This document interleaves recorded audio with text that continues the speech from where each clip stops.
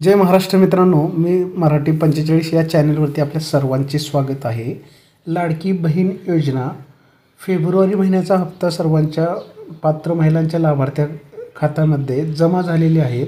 पण प्रश्न असा आहे की पुढचे 1500 रुपये म्हणजेच टोटल 3000 रुपये येणार होते, तर त्यापैकी फक्त 1500 रुपये जमा झालेले आहेत। तर नक्की पुढचे 1500 रुपये मार्च महिन्याचे कधी जमा होणार आहेत हे तुम्हाला या व्हिडिओमध्ये मी सविस्तर सांगणार आहे।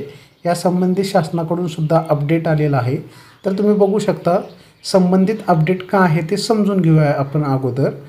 योजनेतील सर्व पात्र लाभार्थी भगिनींना फेब्रुवारी व मार्च महिन्याचा सन्मान निधी वितरित करण्याची प्रक्रिया 7 मार्चपासून सुरू झालेली आहे आणि 8 मार्च 2025 रोजी म्हणजे जागतिक महिला दिनाच्या पूर्वसंध्येला हे 1500 रुपये प्रत्येक पात्र लाभार्थी महिलेच्या खात्यावरती जमा केलेले आहेत।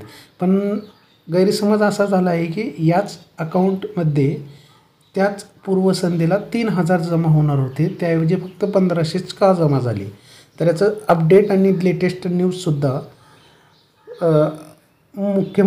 महाराष्ट्र शासनाकडून देण्यात आलेलं आहे। मुख्यमंत्री माझी लाडकी बहीण योजनेसंबंधी आता पुढचं सगळ्यात महत्त्वाचा मुद्दा आहे।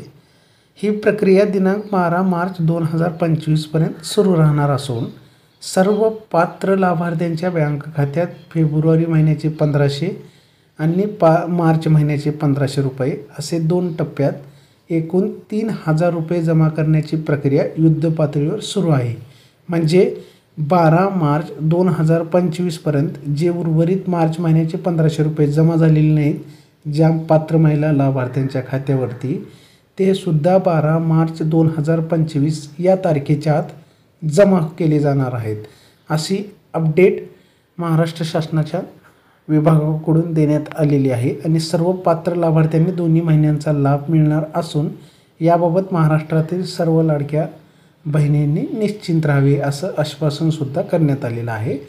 आणि एक महत्त्वाचं अपडेट होतं लाडकी बहीण योजनेसंबंधी, जे गैरसमज झालेले आहेत ते दूर झालेले असतील अशी आशा करतो। जर माहिती आवडली असेल तर चॅनलला लाईक आणि सबस्क्राईब करा। धन्यवाद।